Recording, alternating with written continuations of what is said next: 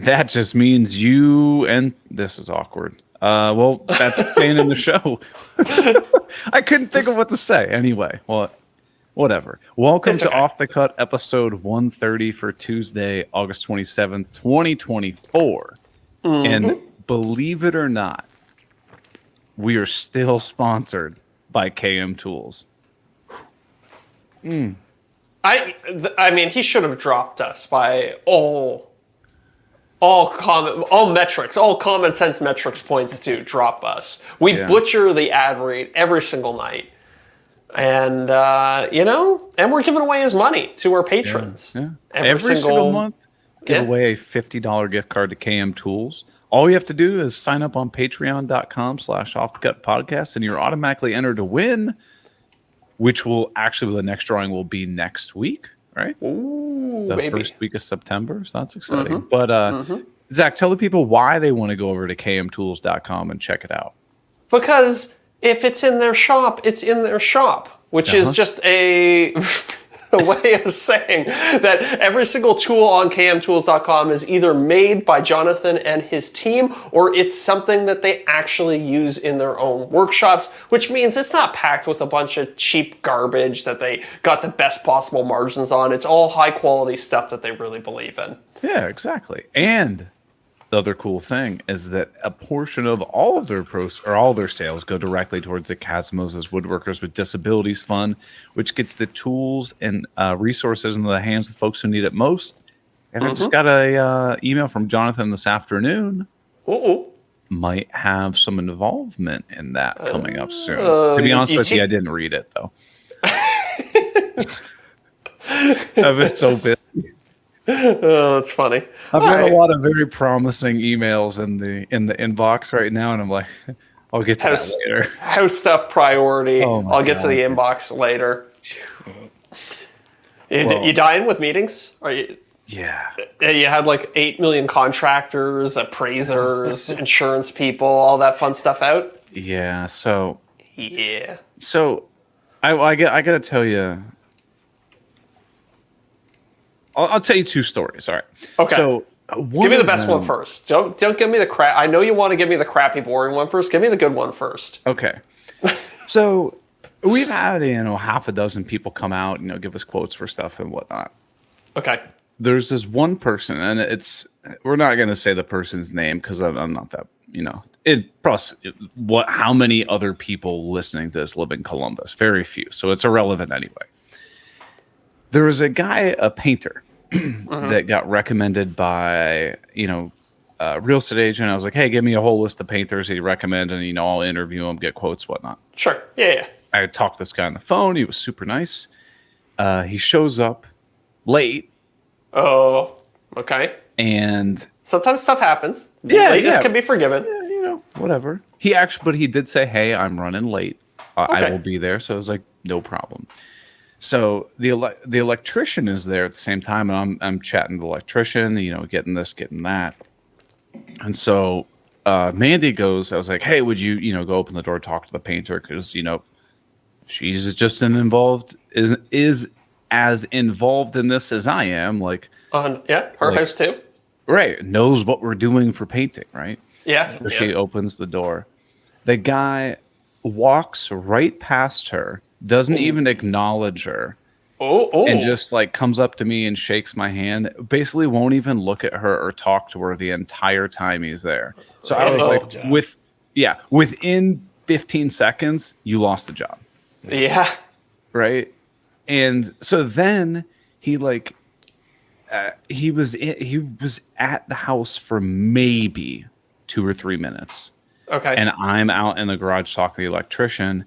And he just walks by and he gives me this is a podcast, the finger point at me, phone signal, finger point at me. Nice. And then is just gone. It's like, don't worry, I got everything I need. Call me. See you later. I guess. That's what that was. He like, communicated those 3 sentences in 3 quick finger motions. Right. And what so would he have done if you just started throwing random hand signals out there? You should have, you should have like I don't know. thrown gang signs back at him. I don't know. Steal seconds. I was thinking Bloods or Crips. Right. And it was just like, so then like, a couple minutes later, I went back inside, the electrician had left, and I go to Miranda. I was like, so what'd he say? And she goes, didn't say anything. Whoa.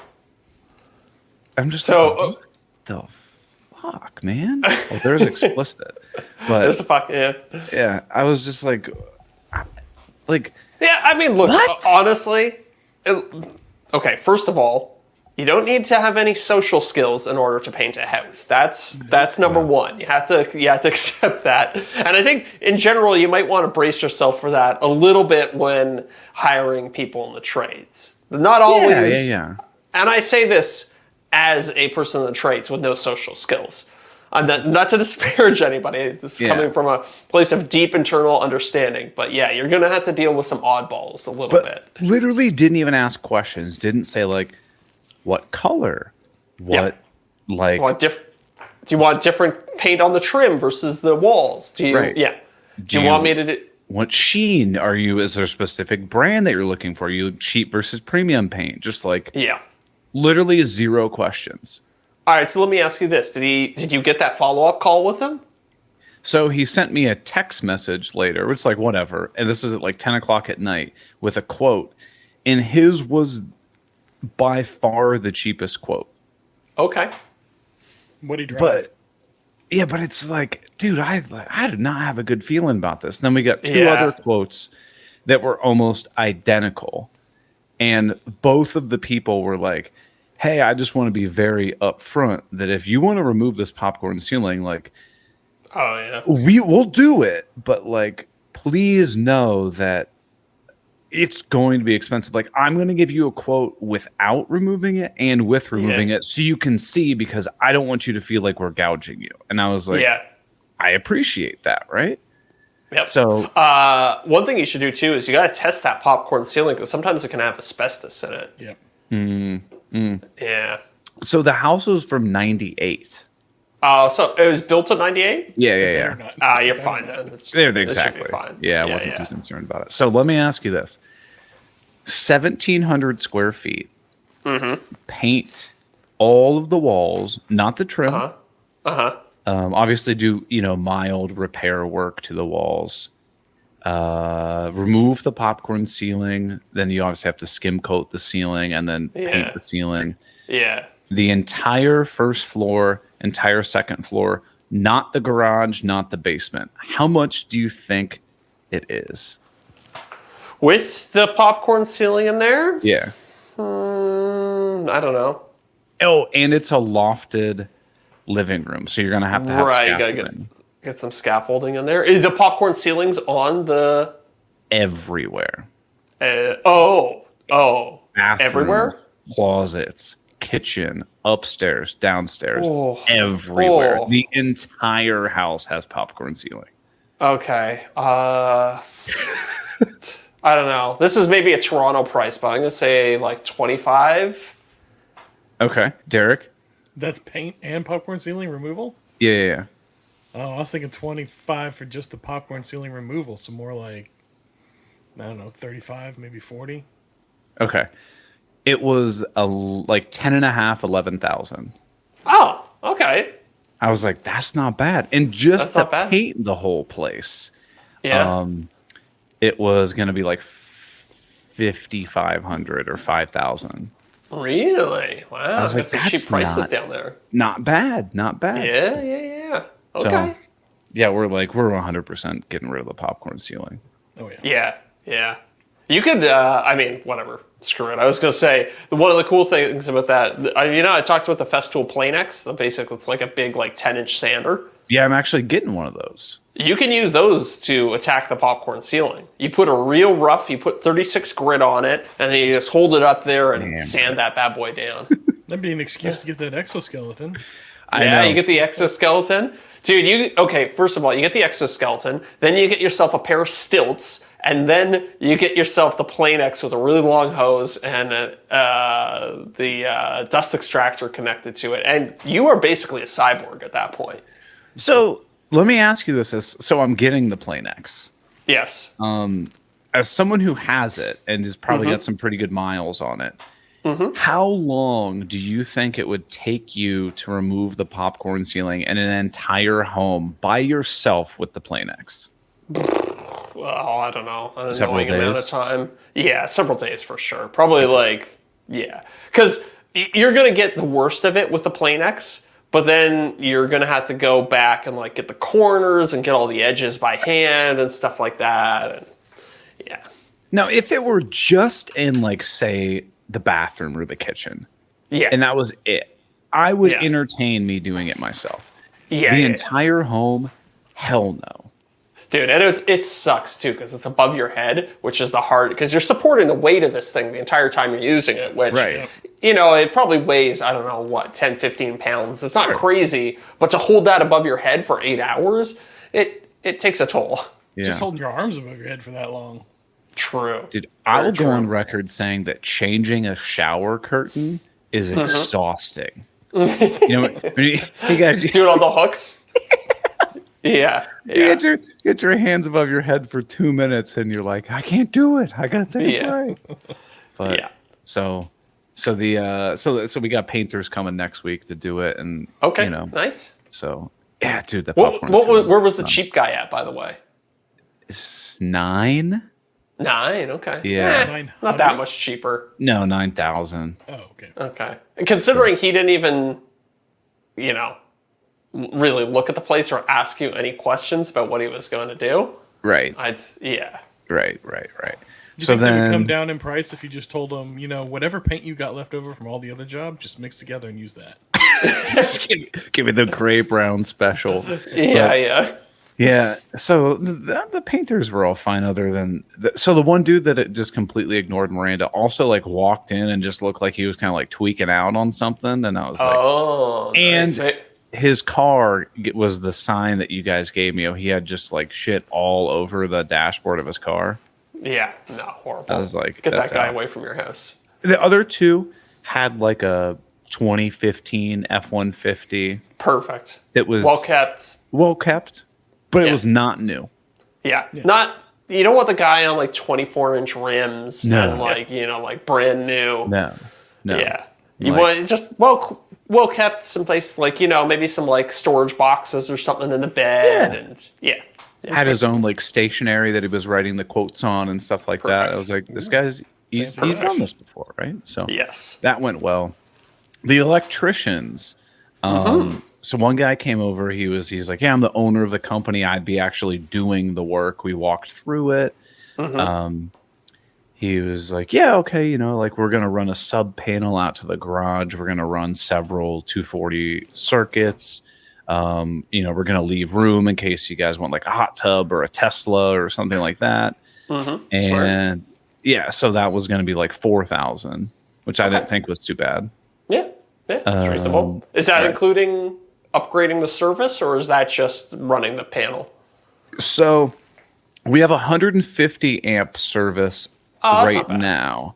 Okay. And the electric company actually has it ran for 200 amps, but our panel is a 150 amp panel. Okay. One of the two other electricians that came over recommended, they're like, we would totally do your sub panel idea. We're happy to do that. We can get it permitted. No problem. No issues. One thing you might consider though is ditch the sub panel idea. Yeah. Upgrade your main panel to 200 Just amps. Pull some lines to the garage. Right. And then you Yeah. just pull lines to the garage, and you would actually end up with more overall breaker slots by doing that. They didn't give me, one of the guys said, I got to go run some numbers. I'm going to get back to you on Thursday and let you know. He's like, I'm going to quote it out both ways. And then a guy that came today said, listen to this. I can get you a rough quote in 1 to 2 weeks. I was like, somebody's what? busy. But like, give me a ballpark, right? Yeah, Or is he younger? He may be new to it all. Yeah, the guy that came today, I kind of got the illusion he was extremely knowledgeable about electricity, but I kind of got the illusion that he was like the sales guy Oh, yeah. and wasn't actually going to do the work. Yes. Yeah, that does happen quite a bit, especially as you get into bigger and bigger companies. And I'm not opposed to that by any Yeah. means. Yeah. I just thought it was 1 to 2 weeks to get a rough quote. Like, tell me, is it 4,000? Is it 12,000? Like, Yeah. yeah, Well, so. that's how you lose a job sometimes, right? Oh, yeah, that's what's going on in the house today. Nice. I ran some new outlets, so I got to do some drywall work, drywall repair. Whacking some holes so you can pull the lines through. Yeah, so I had to, we were gonna put the TV above the fireplace because it's really the only option. Oh, you sick son of a bitch! Really? I know, dude. I'm You're telling gonna you, spend your whole life cranking your neck upwards. yeah, I know. Sometimes it is the only way to do it, but it's the only option. So I Yeah. start figuring, oh, there's an outlet right next to the mantle. So I was like, oh, I can just run a wire straight up and then through a couple studs. Well, obviously, I start doing that, and then I'm like, damn it, I didn't bring a drill bit. So then I have to run to Home Depot back. Then I run all the wire through, and I'm like, I forgot to get those metal stud guards, right? And I was like, because I'm going to be mounting a TV there, I don't want to accidentally forget that there's a wire. Just blast a lag bolt right through it. you should just do what I do, which is be like, yeah, I'll probably remember where the line is, and then hope for the best when you go to mount the TV. They're like $1. I know, they're so cheap. But see, then what sucks is you cut out like 4 to 6 inches of drywall. You put a stud guard in there, and now it's popped up like a 1/16 of an inch. Yeah, a little tip like, for that is to make the hole significantly bigger than you need. Because, no matter what, it's basically going to be the same amount of work to patch the hole. So you might as well just make a bigger hole, and then you can spread out that kind of divot that gets created, or the bump that gets created over a wider area. If you haven't closed it off yet, and that's going to be an issue, and you're in this corner, you could always take your router and just trim down that stud a little bit before you put that plate on. True. That is the woodworker solution. Or you can idea. You could carve out the backside of the drywall a little bit if you don't want to get out the router. That too. See? See, but these are all things like you're never going to come up with that solution until you've run across the problem at least once, right? Yes. Yeah, 100%. So that's 100%. going on. But I mean, I think in general, if you ever got to cut any holes to run wires or anything like that, always make a bigger hole than you think you're going to need, because again, you're going to have to, the patching is going to be the same amount of work, more or less, no matter what size it is, and it'll end up being better if you spread it over a wider area. yeah. It's not just like this 1 inch or 2 inch board patch that goes like looks awkward. But I wanted to get all this done because I'm not the best drywall repair guy in the world. So I might as well get it serviceable, and then when painters come, they're going to fix it. True. So I was like, whatever, perfect time to do it. But yeah, dude, I've just been driving back and forth from there. It's like 40 minutes from where I live. So that's a little bit of a trip. It's been a lot going on, but Now let me ask you this about the painters. Are you going to get your dad's sweet Sherwin-Williams discount with these guys? That's a good question. I was like, hey, can you run me a quote with and without the paint? And it was only like, confused them. oh, I know. Yeah. The guy, they were like, sure. And the guy was like, yeah, it'll be like, was it like $800 cheaper if I get the paint? Which then you have to think of, I then have to buy all of the paint. Yeah. Well, like, it's probably going to cost me at least $500, $600 to get the paint. Yeah. So, like, I'll save a couple $100, but I have to work. Not worth it. Yeah. Well, you had to consider also those painters probably get a pretty steep discount as well. Yeah. From what I remember being in the trades, like you walk into a paint store and you say you're a contractor, without any kind of negotiation, they'll give you 20% off the top right away. Right. So right. Yeah. And especially they're going to go in and buy 30 gallons of paint probably. They're gonna buy like the big 5-gallon containers, Oh, and they know how to do it. So it's And probably so I was like, just do it. And so Yeah. I'm just excited for it to be done, you know? Yeah, definitely. But so that's what's going on over in the house. What's going on in your world, Zach? There's a wedding. There was a wedding. Congratulations to Scott Walsh. Yes. last week? Scott Walsh got married. What was it? Last Thursday, dude. Is it already? Wow. Time effing flies. It's so fast, man. The one where they get married, the Scott Walsh.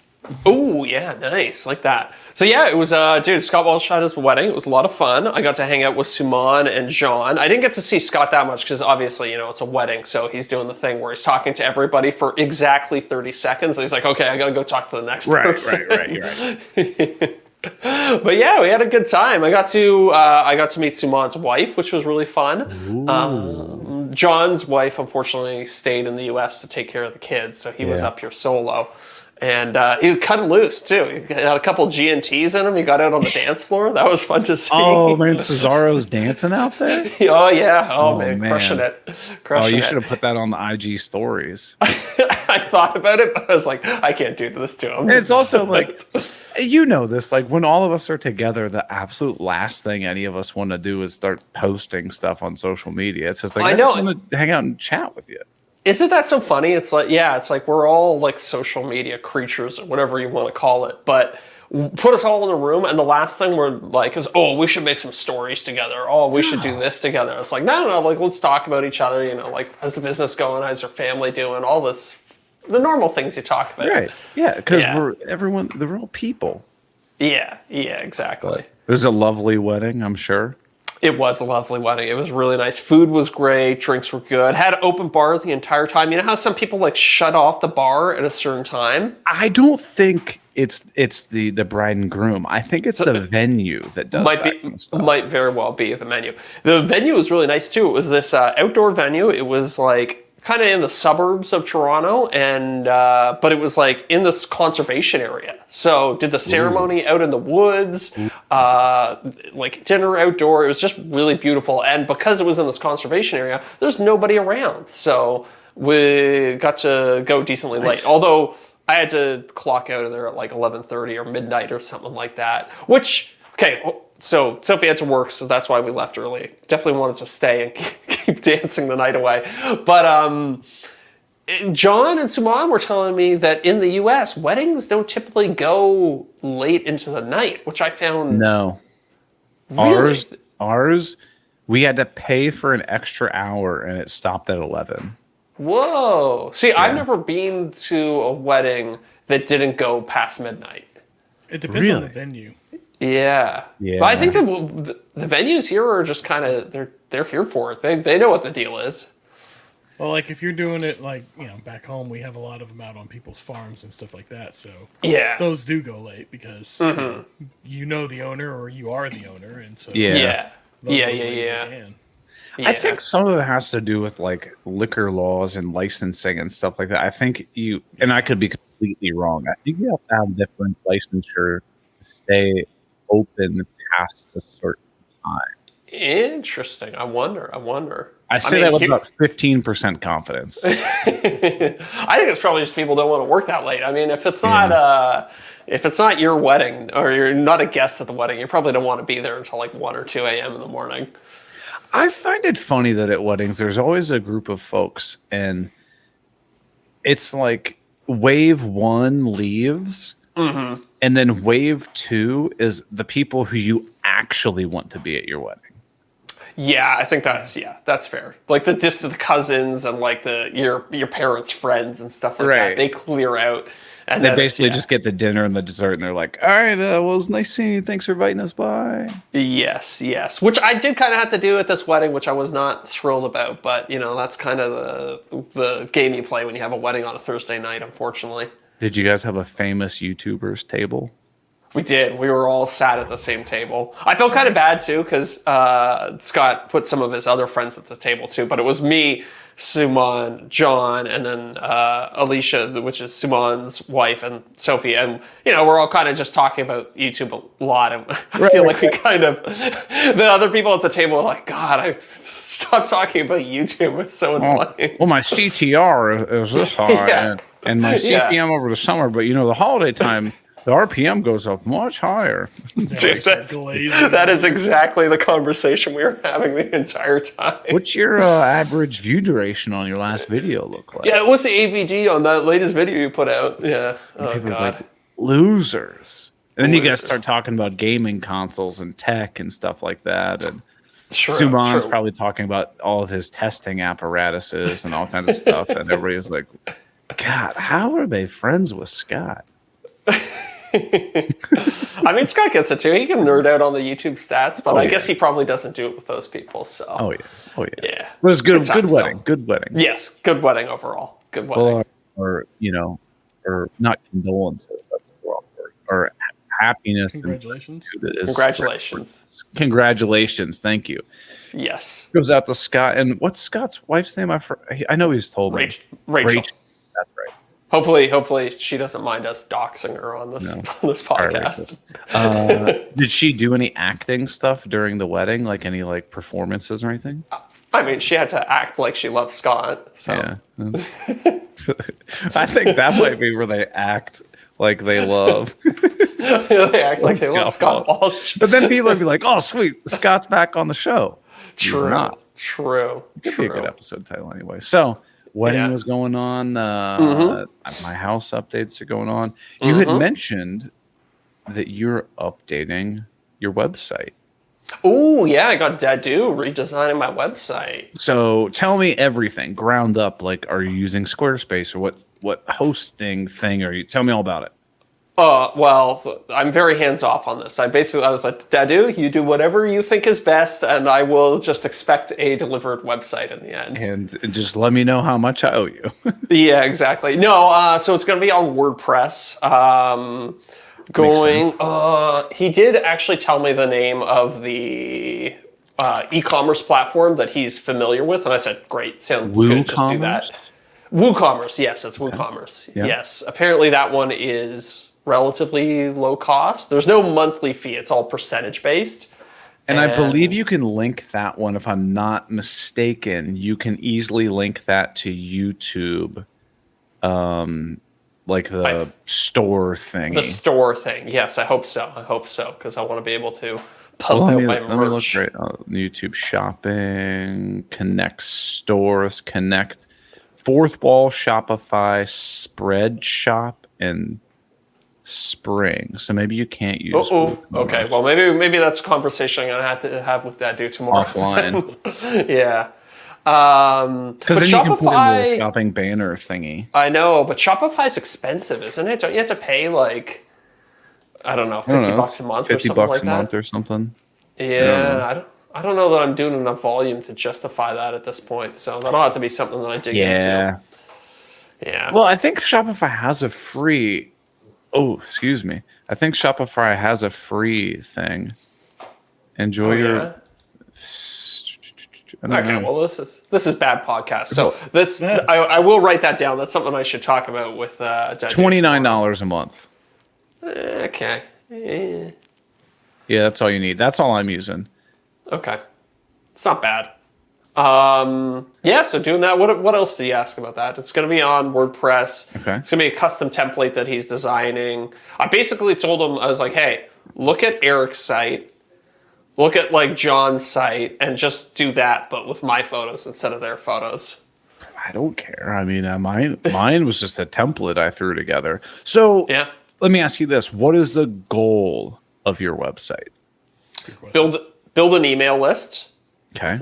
Be able to sell my own digital files directly. Okay, smart. And then act as a hub for all of my social content. Okay. So kind of like a gateway between all my different platforms. So like the main page, if you will, might have something like check out my projects, check out my videos, check out my products. Yeah, it'll be kind of like, yeah, exactly. It'll basically, I think it'll be product first, and then it'll be Yeah. the blog posts, and then the other things. And and whenever you do anything, maybe there'll be a little banner on the side that says, "Hey, subscribe to the email news list," or whatever like that. Still do get a blog discount posts? on the store. Yeah, so like Deric asked, you still gonna do blog posts? I'm not actually going to do blog posts, but I will do like, "Hey, my new YouTube video is out. Boom, here's a link to it." Oh, okay. Type of thing. Yeah, I got you. Almost like a news feed, if you will. Yeah, exactly. Just a way to stay updated. Maybe I'll do a blog post once a year or something like that.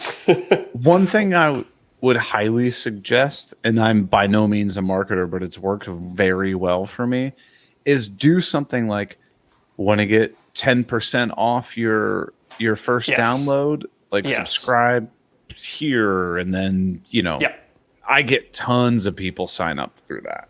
Yes, yeah, that'll be a big one. I think it'll maybe even just be like a little like banner ad or something that pops up on the side, and I'll have some like free 3D print files or something, some little enticement. Exactly. Yeah. I think we could offer a discount for people that unsubscribe to Green Suiters. Ooh, interesting.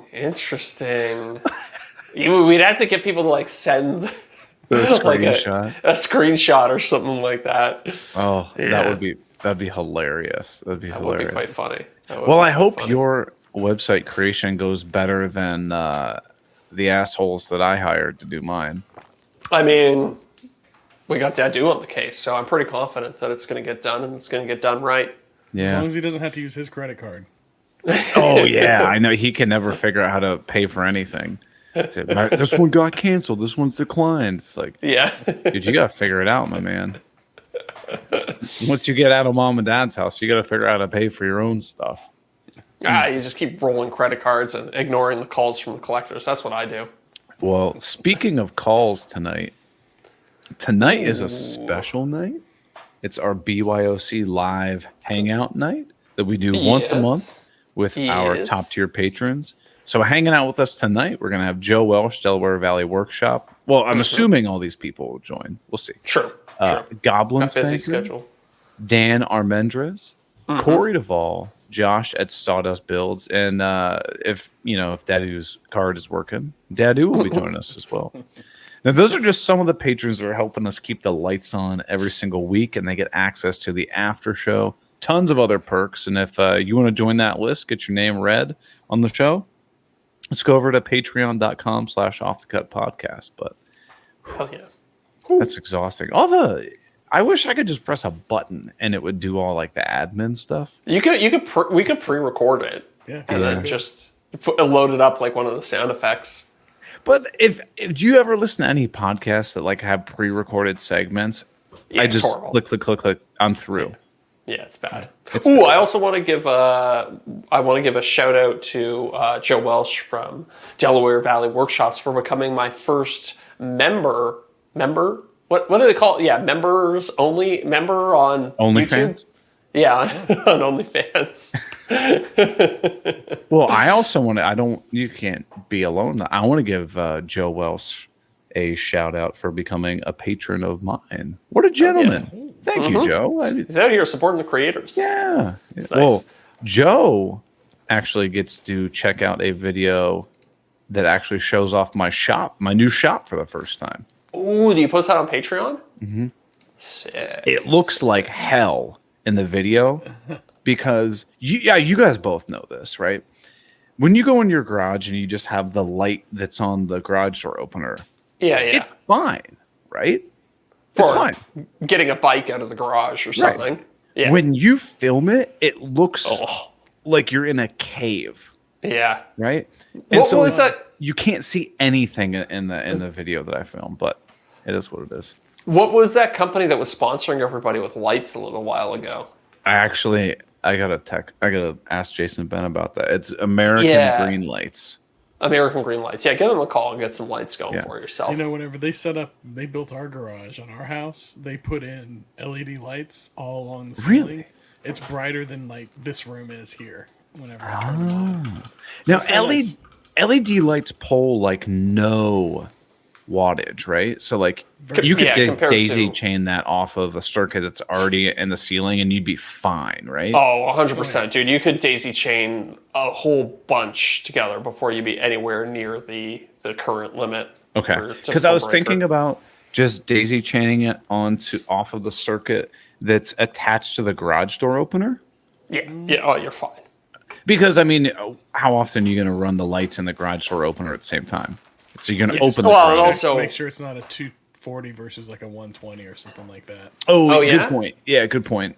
what's a garage door opener, Paul? I don't think it's. They're typically 120, but you might end up with like an older one that might be a Yeah, little higher. I'll definitely keep that. I was just looking at so they're between 200 and 500 watts. So yeah, you could still probably string a whole bunch of LEDs off that without ever blowing it.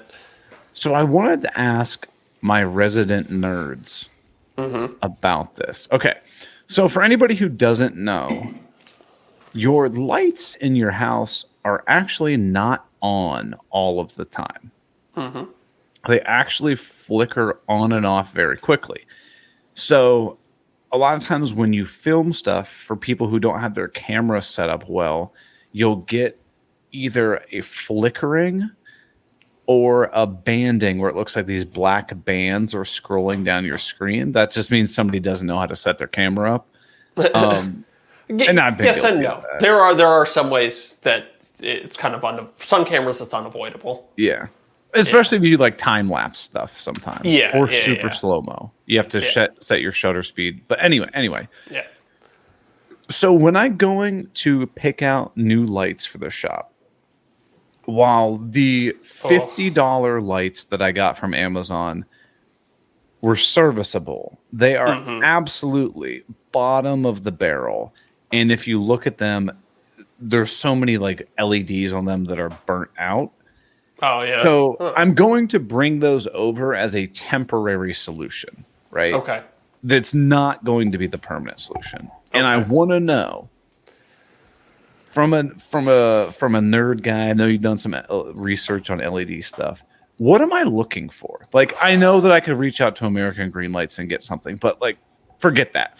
I just, for sake of conversation, I'm going to go out and buy entirely new lighting for the shop. What do I do? What do I look for? You want to know the really unsatisfying answer? It doesn't matter. There's not really a good way to know. Ooh.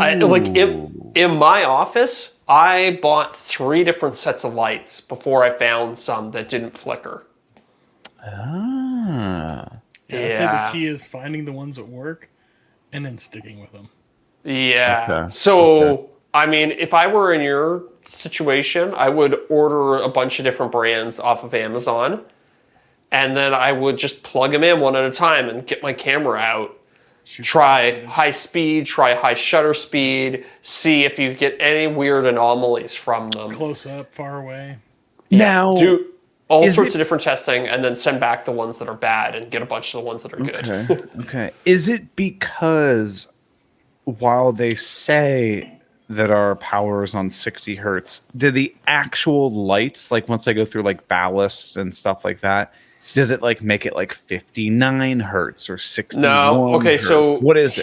Here's the thing is that most LEDs actually operate on direct current. So there's actually a little transformer in them that switches from alternating current to direct current. And depending on how they do that, you can get flicker or you can not get flicker. So a lot of them will use what's called pulse width modulation in order to I don't know what it dim is, the lights. So basically, it's that same process. It's like basically like flicks the light on and off really, really quickly at a rate that your eye can't comprehend. Sure.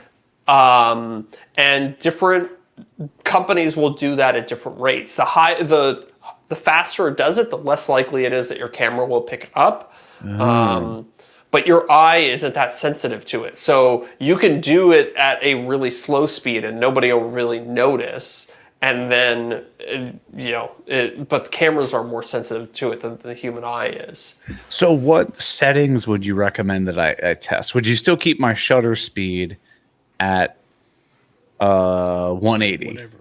Whatever you feel. Yeah, 180 degrees. So I would do I mean, honestly, I would just run through all the camera speed, like the camera settings that you normally use. So the easiest one is going to be, filming at 30 FPS or 20 FPS at 180 degree shutter, where your shutter is either at 1/60th or 1/50th of a second, or if you have a fancy camera, 1/48th of a second.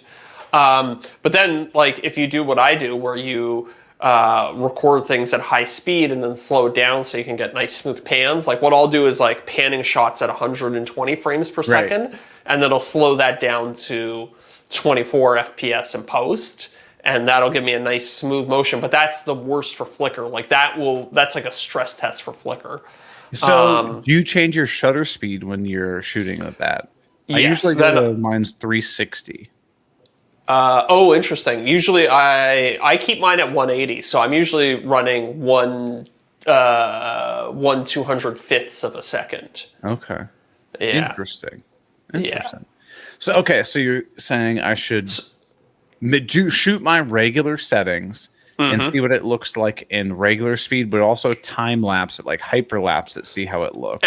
And time lapse is the other one as well. Okay. Yeah. Okay. But also, so a time lapse will be like a one photo every second or whatever you have it set for. Right. So it's almost like the opposite. Your camera probably can also record. I think you have a GH5, right? So the GH5 I think can do 120 FPS. Yeah. So I would also do some shots at 120 FPS and see how they look. Okay. So basically, like you said, I just need to buy several different lights and just like basically plug them in and just see how it works. And then once I find one that actually works, install them. Yes. Okay. And the other thing you have to consider too is, if it's going to be for filming in the shop, I wouldn't put those lights on a dimmer, because the dimmer introduces another variable into the system that can also create flicker. No. Yeah. And if possible, I would also avoid any lights that advertise being multiple colors. So how sometimes they'll be like, it can be daylight, it can be candle light or whatever. Just get one consistent color and leave it at that. What do you think? 5,000 Kelvin? That's what I'm recording under 5,000. It's kind of unpleasant to the untrained eye, but it looks really good on camera. So yeah. What are your thoughts, Deric? Well, I was going to say, you might also want to get an extra set of the lights and maybe put them on a pole or have them on something that you can mount, so that whenever you hit those dark corners in your garage, like if you're filming something odd for whatever reason, you can spotlight on it. Sure. I have from below or something. I've absolutely thought about getting 1 or 2, maybe even 3 soft boxes and like on some sort of articulating arm, so I can like aim it at certain areas or whatnot. Yeah. Okay. I think that'll be stage 2, but I'm definitely interested in it. I bought a bunch of soft boxes.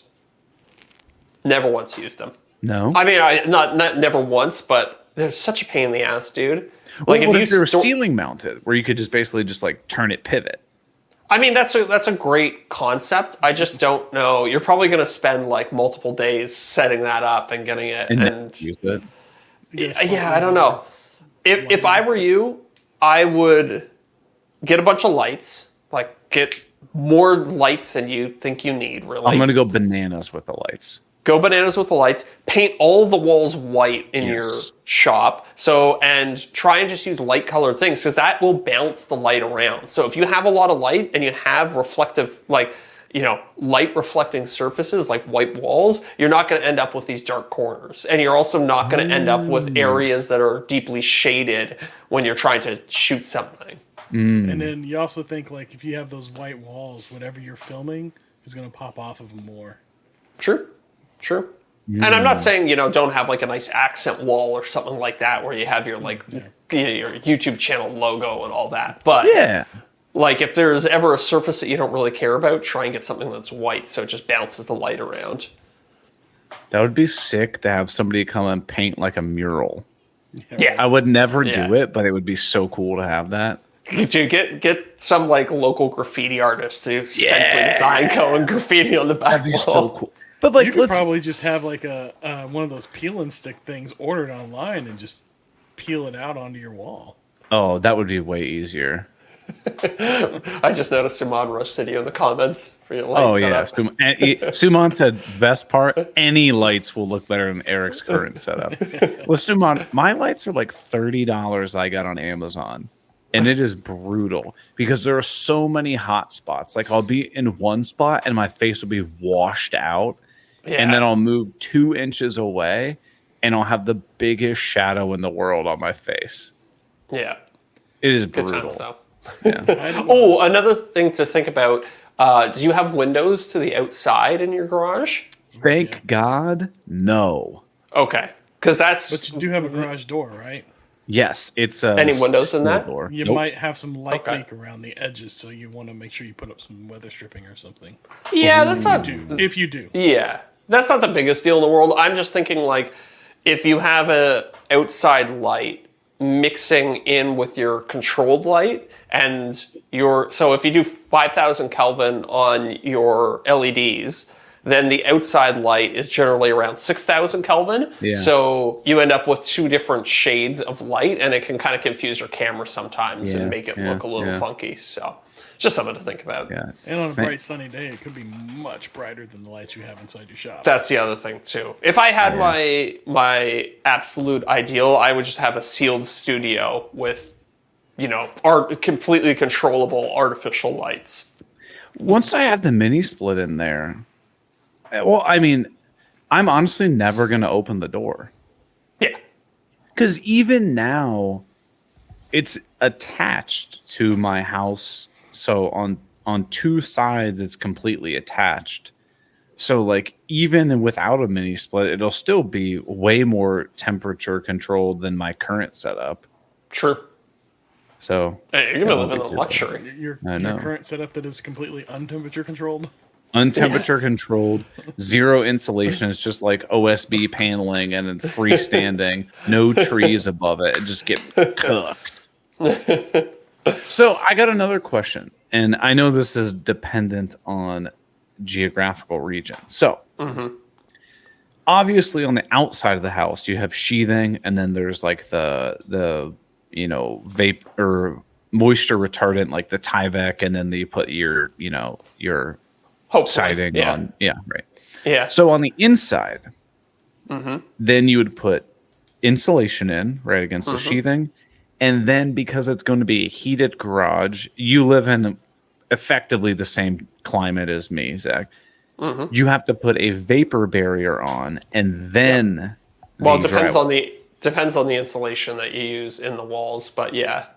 Oh, okay. So I think you need a vapor barrier between the garage and any interior walls, don't you? That might be a code thing. I mean, practically, I can't really see a very good reason for it, but they might, for code reasons in your area, want you to treat the garage like a separate structure from the main house. So there's already drywall up between the garage, like the garage wall that's sharing. So I would assume that they put up some sort of moisture, vapor barrier there. Yeah. Like I'm not going to rip that drywall out. Yeah, I wouldn't either. So your shoes. Existing non-conforming is the magic words. Exactly. So if I put up the vapor barrier there, should I fiberglass? If I just use like pink fiberglass, I have to put up the vapor barrier. Yes, is there correct. another kind of insulation that I can put up that it wouldn't require a vapor barrier, therefore would make the installation just faster, easier? Spray foam. Spray foam. Oh, not happening. if you get closed cell spray foam, it acts as its own vapor barrier, and then you get to skip that step. That's so expensive, though, isn't it? Is it? I don't know. I think if you wanted to do the garage and you did all the prep work, i.e., you took down all the existing all the existing drywall, so it was just bare studs. That's what it is right now. I bet a company would come in and do the whole space in like 2 hours. $1,000? Maybe 1,500, 2,000. It depends. Like, you could probably find some guys who could fit it in at the beginning of their day or the tail end of their day, and they would do it for $1,000 or something. But then, so let's call it conservatively 75 feet worth of walls. How much do you think that would 8-foot tall walls? How much do you think that would cost to fill with fiberglass insulation? A couple $100? No, more than that. Probably, I don't know, maybe $200-300, something like that. Plus vapor barrier. So, probably another all in maybe $100. $500-600 maybe. Yeah, and you got to get itchy and gross and Yeah. So if I'm going to do it myself, do you recommend fiberglass insulation, or do you recommend something else like the wool stuff or whatever? So the wool stuff is nice. Generally, I think up here it's sold under the brand Roxol, but I don't know what it's down there. Yeah. So it's mineral wool. It's nice because it's resistant to, it won't grow mold, and it doesn't lose its insulating properties when it gets wet. So if you do end up with like a leak in the roof or a leak in the siding, you still preserve your your insulative qualities, and you don't have to worry about it growing mildew and mold long term over time. So if you use rock woolly stuff, do you use vapor barrier? Yeah, you do, because it's the same. It's porous. Exactly. It's, that makes sense. Yeah. That makes sense. Yeah. And is rock wool significantly more expensive? It's a small premium. I honestly 30%. Maybe, if that. I'd say probably more like 10 to 20%. I think that's instant. I just go with that. Yeah. I haven't touched the pink fiberglass insulation in like 10 years, 15 years. There's not It's probably really way any more point. pleasant to install too, isn't it? Nah, it's still itchy. It still sucks. You can cut it easier though, which is kind of nice. You get like they make special saws for it, and it just cuts like butter. It's nice. Festool actually has, not in the US, they have an insulation saw. It almost looks like a beam chainsaw. Really? It's really cool. That seems completely unnecessary. Yeah, I think as if you're just doing insulation like all day, every day. Yeah. You know what? If I were going to do your garage, I wouldn't get it. But if I was going to do a whole house, I don't know. That thing's pretty sick. I'm pretty tempted by it. Looks like it has dust extraction on it too, which might be kind of nice. Pretty cool. Yeah. All right, so I basically just get rock wool, throw a vapor barrier up, and then I'm all good. Last question. Oh yeah, Suman just raised a good point that rock wool is also better for soundproofing as well. Okay. Good to know. Thanks, Simon. 1/2 inch, 5/8 drywall. Where do you stand on that? Dude, for my own house, I would just... Well, okay, no. So, not all... This is annoying. Not all drywalls are the same. There's different types of 1/2 inch. Yes. So, you can get sound blocking 1/2 inch. You can get fire-rated 1/2 inch. You can get lightweight 1/2 inch. You can get green, like mold and mildew resistant. Shower one.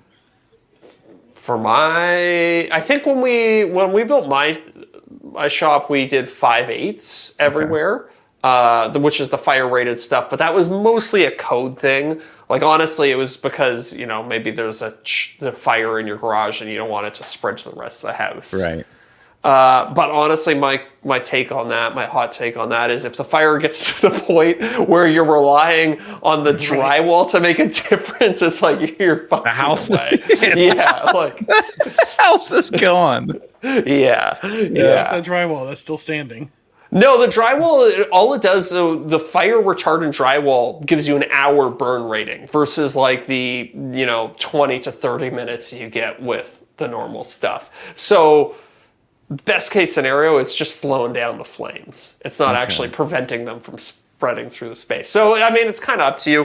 The 5/8 drywall tends to be a little bit better for noise transmission, although the best stuff is the soundproofing drywall, which is actually just 2 pieces of 1/2 inch drywall sandwiched together with like a layer of adhesive between them. But that stuff's like ungodly expensive. And super heavy, I imagine. Yeah, also super heavy. Yeah. So, I don't think they sell it in the US, but there's a product here in Canada called Sonopan. I've heard of that, but I've never seen it. Yeah, it's like wood fiber board. It's kind of like, think of like, OSB board, but much softer. Okay. And you put that between your studs and your drywall, and that does an amazing job of blocking sound. So if you're worried about sound transmission into the house, running the table saw, you don't want to piss off Miranda, might be something to think about. Mm-hmm. I'm not worried about it. I thought about it, and no, I'm not worried about it. I thought about it, and I decided I'm not concerned about it. But yeah. You know what? It was tempting because the previous owner left probably 30 to 40 4x8 sheets of 3/8 sheathing in the garage. And I was like plywood or? Yeah. Okay. And I was like, do I just throw this up on the walls and then skim coat it? But I was like, God, skim coating, that would be a nightmare. No, that would suck. I would not skim coat it because the plywood's going to be too flexible and it's going to crack and it's going to break on you over time. That's what I was thinking too. What you could do is maybe use it as an accent wall. So do the plywood and then maybe hit up those people who did the barn board at your old place, and then you mount that over the top. And then not only do you have a cool looking wall, but you have something you can screw stuff to super easily. So if you want to mount tools, you want to mount hoses, you want to, do a nice collection of all your power tool batteries. Really, if you got enough, you could do that behind your drywall too. And then you go right through your drywall. And great point. That's not a bad idea. Great point. And as a bonus, it gives you a shear wall. So all of a sudden that wall is more structurally sound. Yeah. For the fire. Yeah, for the fire, yeah. I was almost thinking I want to have drywall up for the look. But then it's also okay, let's be honest. You're going to move tools around, stuff that's on wheels or whatnot. You're going to bang into the drywall, and now you're going to blow holes in the drywall. Is it almost worth putting a plywood bottom half surround? Almost like a chair rail, right? Yeah. Yeah, I mean, that's an option. If you were going to do that, I would just get the good one side ply and then paint it out or something. Yeah. And or then, MDF, hell, a quarter-inch MDF. Yeah. But again, that barn board stuff, that works pretty well because that comes all weathered and you bang into it and all of a sudden it just looks more weathered and adds to the look of it. Or you could do the cool guy move. You could get that diamond plate steel. Steel diamond plating. Yeah. I got to put that on the fenders in my car. yeah. So that's definitely an option too. No. I'm trying to think. What are you looking forward to most in this new garage setup? Being able to run my dust collector and table saw at the same time. The electrical. Yeah. And an actual, 100% the electrical. Yeah. And run an actual dust collector, because I think the one I have now is let me look it up. It's called Is it just an episode of Green Suiters? It sucks. It's terrible. It's called Buck Tool Dust Collector. 1.2 horsepower. It is $269. It claims 750 CFM. I think that is incredibly generous. It's not. I will say. I thought you had the Harvey Tool one. I do, but I haven't been able to turn it on yet. Right. Okay. Gotcha. But you will in the new shop. And I will in the new shop, yeah. Getting a dedicated line for that. So being able to run an actual dust collector that you can clean the filter. Because the problem with this Buck Tool one is if I take the filter out and blow it out and it's brand new clean, it sucks pretty well for about 15 minutes. And then as soon as there gets any dust in it, it's actually supposed to have a layer of dust on one of those bag filters. Oh, okay, yeah. It's useless. Yeah. Well, I would say just kick it to the curb when you move, and I already threw it out. Perfect. No going back. Already threw it out, but yeah. Well, I'm sure people are tired of hearing me blab on and on about the new shop. That's something. I was enjoying it. So that's one of these things. I'm gonna do a video on it, and I'm like, do people actually care, or do they just want to see me build stuff? I'd watch it. Yeah, I think, well, I mean, think about it like a viewer. Like, I'm enjoying this conversation because we're talking about ideas and possibilities and the best way to do things, right? So I think as long as you incorporate some of that into the video, like make that the main thrust of the video, like figuring out the why space. you made your choices. Yeah, and like, yeah. Because I told you I want to make a video. I've already started it. It's going to be like hey, it's going to start out something along the lines of like, I'm done. I've had enough. All this is coming to an end. I quit or something like that. And it'll be like, but why? And it's like, because I just got a new shop and I'm super excited to show you the new shop. But first I want to talk about the challenges that I've had here. And I'm just going to point out the things.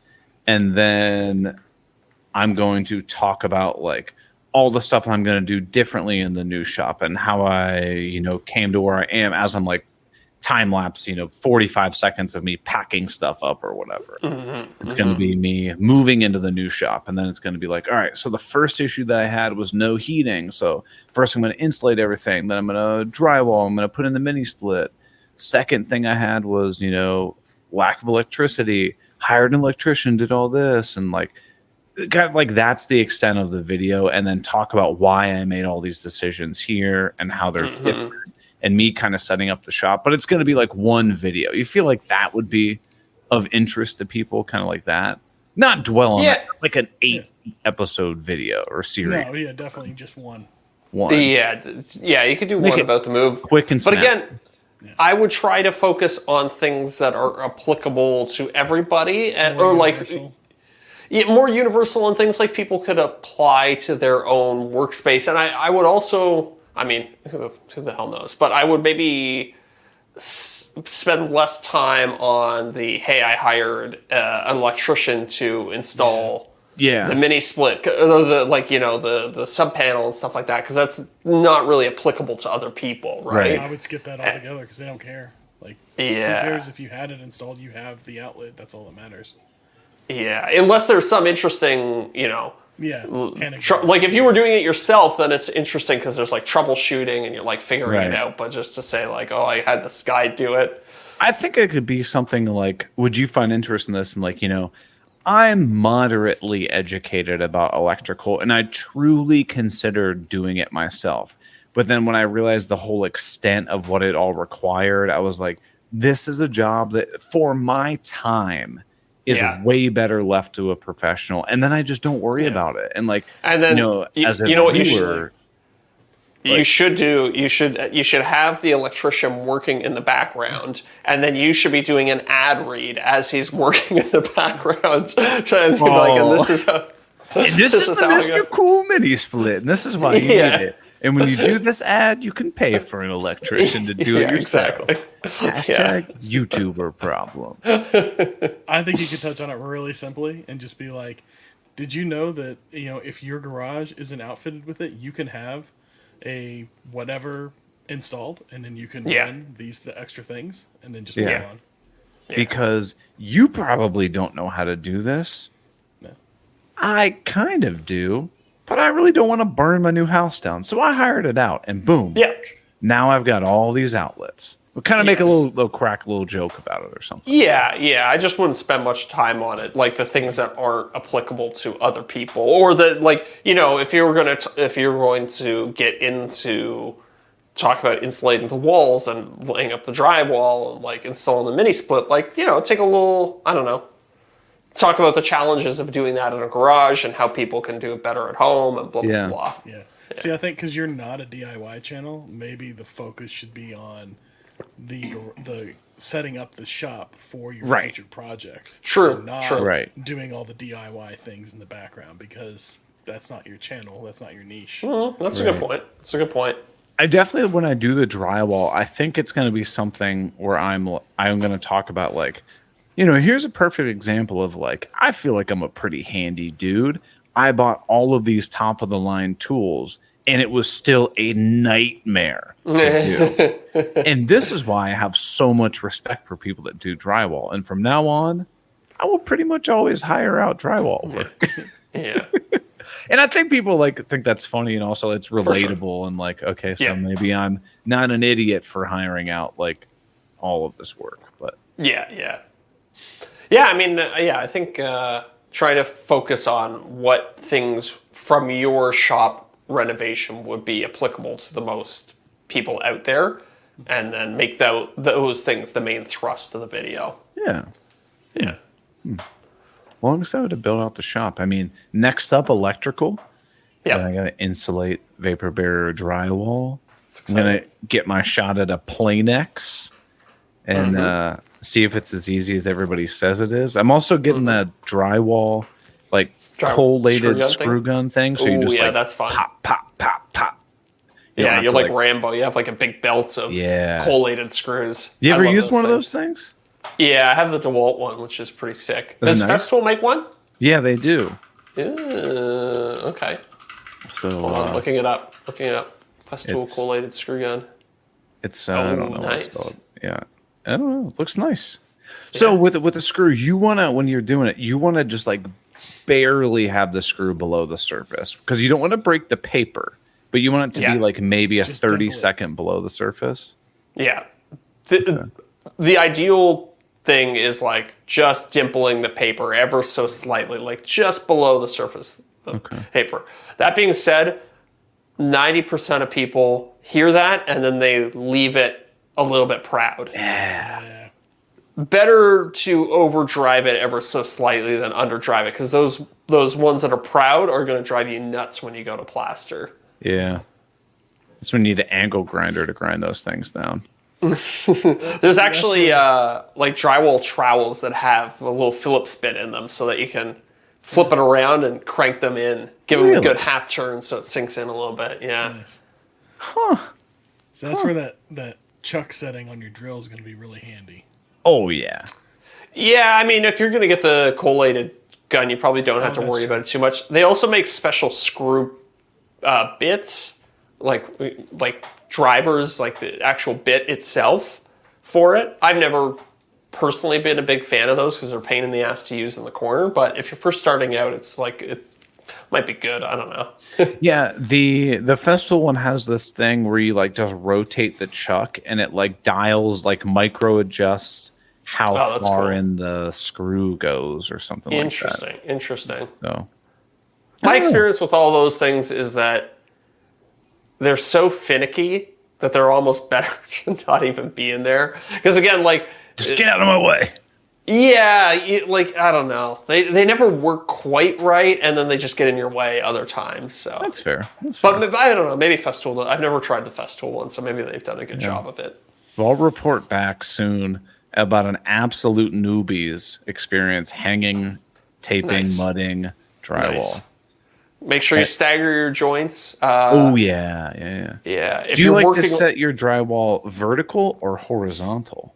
I do it horizontal because then the seams are at a nice, comfortable height. That makes sense. So you can basically, you'll have the seam at 48 inches off the floor, and you can just walk around the room and just throw down some mud, throw your tape, more mud on top of it. Yeah, exactly.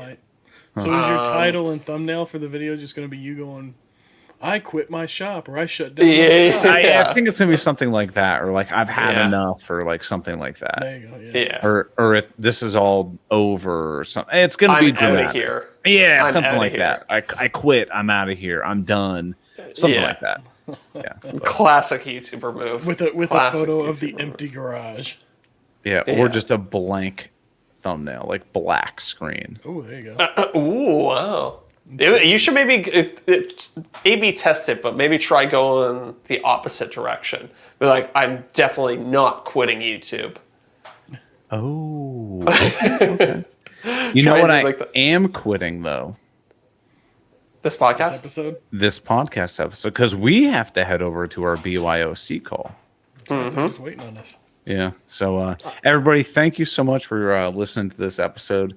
There will not be an after show tonight because we're doing the BYOC live hangout call, but we will be back next week with a regular episode and a regular after show. That's right. So everybody, thanks for hanging out, and we'll catch you next week. See ya. See you, everybody. Later.